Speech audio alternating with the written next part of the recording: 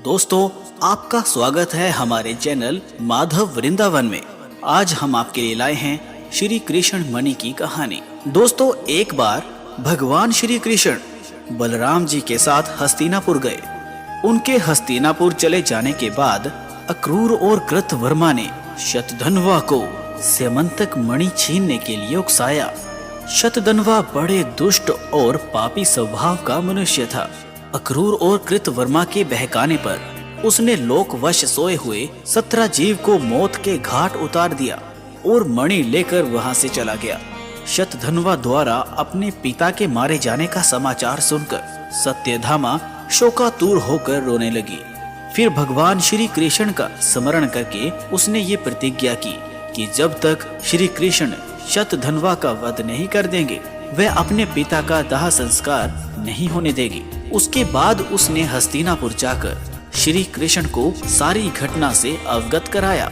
वह उसी समय सत्यभामा और बलराम जी के साथ हस्तिनापुर से द्वारिका लौट आए। द्वारिका पहुंचकर उन्होंने शतधन्वा को बंदी बनाने का आदेश दे दिया। जब शतवंदा को ज्ञात हुआ कि श्री कृष्ण ने उसे बंदी बनाने का आदेश दे दिया है, तो वह भयभीत होकर कृतवर्मा और अक्रूर के पास गया और उनसे सहायता की प्रार्थना करने लगा। किंतु दोस्तों, उन्होंने सहायता करने से इनकार कर दिया। तब उसने स्यमंतक मणि अक्रूर को सौंप दी और अश्व पर सवार होकर द्वारिका से भाग निकला। श्री कृष्ण और बलराम को उसके भागने की सूचना मिल चुकी थी, अतः उसका वध करने के लिए वह रथ पर सवार होकर उसका पीछा करने लगे। उन्हें पीछे आते देख शतधन्वा भयभीत होकर अश्व से कूद गया और पैदल ही घने वन की ओर दौड़ने लगा। तब श्री कृष्ण ने सुदर्शन चक्र से उसका मस्तक धड़ से अलग कर दिया। इस प्रकार दुष्ट शतधन्वा का वध कर उन्होंने सत्यभामा की प्रतिज्ञा पूर्ण की। दोस्तों, शतधन्वा की मृत्यु का समाचार सुनकर कृतवर्मा और अक्रूर भयभीत होकर अपने परिवारों सहित द्वारिका से चले गए। श्री कृष्ण अक्रूर से बड़ा प्रेम करते थे। जब उन्हें अक्रूर के द्वारिका से जाने का समाचार मिला तो वह अत्यंत दुखी हो गए। उन्होंने उसी क्षण सैनिकों को आज्ञा दी कि वह अक्रूर जी को सम्मान सहित द्वारिका वापस ले आए।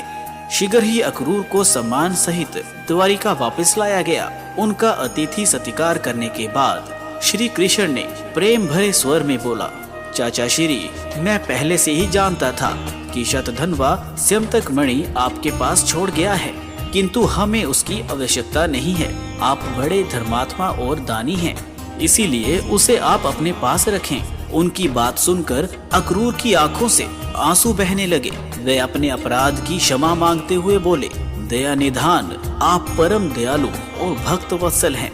मैं आपकी शरण में हूँ, आप मेरे अपराध को क्षमा करें। ये कहकर उन्होंने मणि उन्हें सौंप दी। तब भगवान श्री कृष्ण ने उन्हें गले से लगा दिया और मणि वापस उन्हें लौटा दी। अक्रूर जी ने तभी ये प्रण किया कि वह अब लालच से हमेशा दूर रहेंगे, क्योंकि लालच बुरी बला है। दोस्तों, उम्मीद करता हूँ कि आपको ये कहानी अच्छी लगी होगी। ऐसी ही और भी कहानियों के लिए आप हमारे चैनल को सब्सक्राइब कर लीजिए और साथ में दिए गए बेल आइकन पर भी क्लिक करिएगा, ताकि जब भी हम कोई वीडियो अपलोड करें तो नोटिफिकेशन आपको तुरंत ही मिल जाए। हमारे साथ यहाँ तक बने रहने के लिए धन्यवाद।